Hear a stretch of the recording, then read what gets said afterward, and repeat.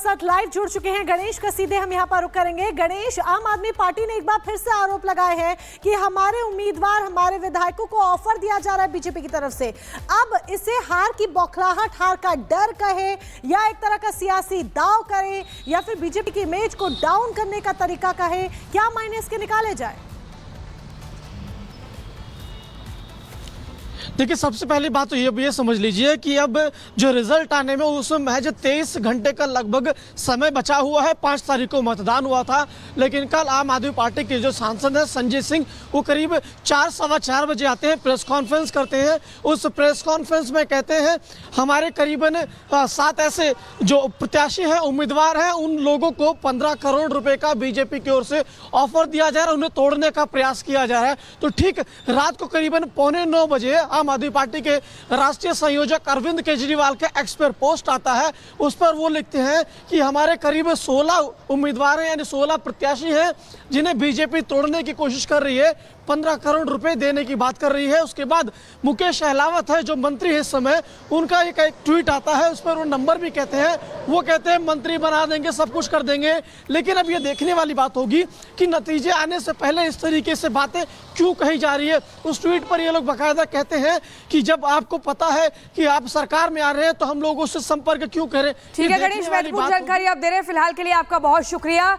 दिल्ली का जनादेश सामने आने में अब 24 घंटे से भी कम का वक्त बचा है। आम आदमी पार्टी की सरकार फिर से सत्ता में आएगी या दिल्ली में बदलाव होगा, सर्वे सच होगा या आपका राज जारी रहेगा? कुछ नई एजेंसियों ने अपने ताजा सर्वे में किसे बहुमत दी है, एक रिपोर्ट के जरिए दिखाते हैं।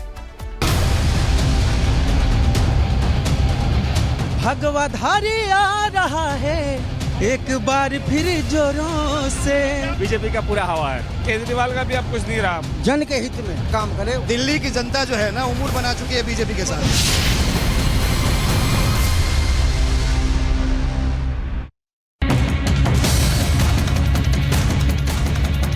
एग्जिट पोल में तो साफ दिख रहा है कि दिल्ली से आम आदमी पार्टी की विदाई तय हो गई। बीजेपी बहुमत के साथ सरकार बनाने वाली है दिल्ली में। नई दिल्ली से भी चुनाव हार रहे हैं केजरीवाल जी। मोदी जी की लहर पूरे दिल्ली में है और वो मुझे पूरा आश्वासन है कि 40 से 50 सीटें इनकी आ जाएंगी। इस बार दिल्ली में भाजपा सरकार बनने जा रही है। प्रधानमंत्री मोदी ने हुंकार भरी तो क्या, दिल्ली की जनता ने राजधानी की सेवा का मौका बीजेपी के हाथ में सौंप दिया है। मोदी के वादों पर दिल्ली ने यकीन करके कमान बीजेपी को देने के लिए बटन दबा दिया है। क्या दिल्ली में 27 साल बीजेपी का सूखा खत्म होने वाला है? 8 फरवरी को शानदार विजय सभा में हम मिलेंगे। विजय निश्चित है। ये सिर्फ विजय होएगा नहीं, ये प्रचंड बहुमत वाला विजय होना चाहिए। क्या वाकई दिल्ली में बीजेपी की प्रचंड जीत होने जा रही है? इन सभी सवालों के जवाब जनता ने 5 फरवरी को ईवीएम में कैद कर दिया है और 8 फरवरी को साफ हो जाएगा कि दिल्ली का ताज किसके सिर सजेगा। लेकिन ज्यादातर एग्जिट पोल बीजेपी को बहुमत दे रहे हैं। राजधानी से आम आदमी पार्टी की विदाई और बीजेपी की वापसी की बात कह रहे हैं। भारतीय जनता पार्टी खुश है तो अपनी सरकार बना ले, एग्जिट पोल के ऊपर अपना एक मुख्यमंत्री भी बना ले, कुछ मंत्री भी बना ले, तो जो है असली पोलों के फैसले आ जाएंगे और फिर अरविंद केजरीवाल को ही मुख्यमंत्री बनना है। अब ये तो जनता का जो निर्देश होगा उसको तो हम सबको स्वीकार करना ही है, लेकिन कार्यकर्ताओं की मेहनत और जो मूड जनता का दिखाई दे रहा है, निस्संदेह लगता है कि दिल्ली में डबल इंजन की सरकार बनने जा रही है। अब तक की 11 एग्जिट पोल में ज्यादातर बीजेपी की जीत का दावा कर चुके हैं, तो वहीं सामने आए 3 और एग्जिट पोल के आंकड़े भी बीजेपी की ही जीत का दम भर रहे हैं, जिसमें 70 सदस्यीय सदन में 48 से 49% वोट शेयर और 45 से 61 सीटें मिलने का अनुमान है। सर्वे एजेंसी एक्सिस माई इंडिया जहां आप पार्टी को 15 से 20 सीट पर तो बीजेपी को 45 से 55 और कांग्रेस को 0 से 1 सीट मिलने का अनुमान जता रही है। चाणक्य स्ट्रेटेजीज बीजेपी को 39 से 44, आप पार्टी को 25 से 28 और कांग्रेस को 2 से 3 सीट दे रही है। बात अगर सीएनएक्स की करें तो वो आप पार्टी को 10 से 19, बीजेपी को 49 से 61 और कांग्रेस को 0 से 1 सीट मिलने का अनुमान लगा रही है। यानी एग्जिट पोल के आंकड़ों के मुताबिक बीजेपी सरकार बनाने जा रही है। अब यह भी जानना जरूरी है कि अगर एग्जिट पोल एग्जैक्ट हो गया तो क्यों हुआ, क्यों जनता ने बीजेपी को चुना और 11 साल से सत्ता पर काबिज आपकी सरकार को नकार दिया। भगवाधारी आ रहा है एक बार फिर जोरों से। जय जय श्री राम। बीजेपी का पूरा हवा है। बीजेपी का हवा है। ये तो कह रहे हैं फाइट टफ है, मामला फंसा है। नहीं नहीं नहीं, बीजेपी क्लियर निकाल रही है और में भी हो सकता है फुल मेजोरिटी से भी ज्यादा है। वजह भाई वोटिंग पड़ रहा है, बीजेपी पक्ष में पड़ रहा है। जो जन के हित में, जो बच्चे के हित में काम करे, उनकी सरकार बननी चाहिए। वो है मोदी या बीजेपी। दिल्ली की जनता जो है ना उमूड बना चुकी है बीजेपी के साथ। केजरीवाल का भी अब कुछ नहीं रहा, बहुत उसने शराब घोटाले, बड़े घोटाले कर दिए। दिल्ली की सत्ता से अगर आम आदमी पार्टी बेदखल होती है तो इसमें मुस्लिम वोटरों का हाथ है। वो मुस्लिम वोटर जिनके जरिए सत्ता का रास्ता उन्होंने तय किया था, उन्होंने इस बार दिल्ली में खेला कर दिया।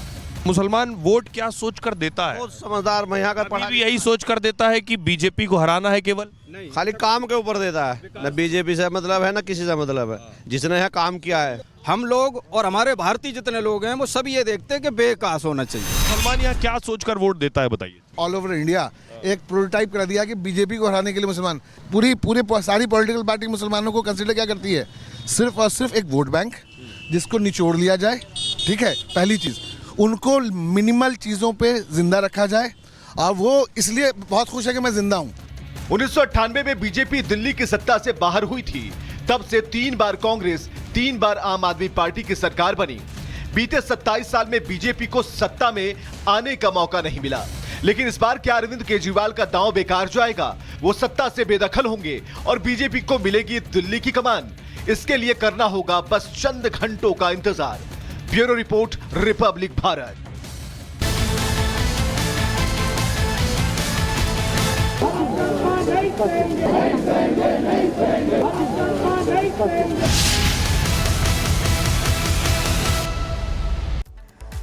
अमेरिका में अवैध तरीके से घुसे 104 भारतीयों को वापस भेजने पर देश में जरूर सियासी संग्राम चल रहा है, लेकिन इस संग्राम से तर इन लोगों के अमेरिका पहुंचने का किस्सा बेहद ही भयावह है।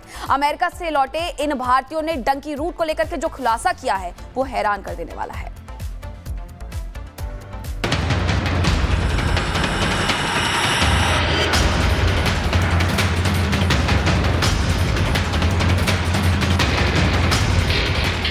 सपनों को पंख लगाकर अपने जीवन को नया आयाम देने कई भारतीय 7 समंदर पार की उड़ान भरते, लेकिन अवैध रास्तों का सफर उन्हें सपनों की मंजिल पर नहीं बल्कि दर्द पीड़ा की उस राह पर पहुंचाता है जिसकी शायद कोई मंजिल ही नहीं। अमेरिकी सेना का military aircraft C-17 globe master 5 फरवरी को पंजाब के अमृतसर में लैंड हुआ। विमान में 104 प्रवासी भारतीय थे जिन्हें अमेरिका ने डिपोर्ट किया था। इसके बाद से जो तस्वीरें और वीडियो सामने आए उससे देश में खलबली मच गई। इनमें इन प्रवासी भारतीयों के हाथों में हथकड़ी और पैरों में बेड़ियां हैं। बच्चों को विदेश भेजने वाले परिजनों ने कभी सोचा भी ना होगा कि वे हथकड़ियों में जकड़े देश वापस लौटेंगे।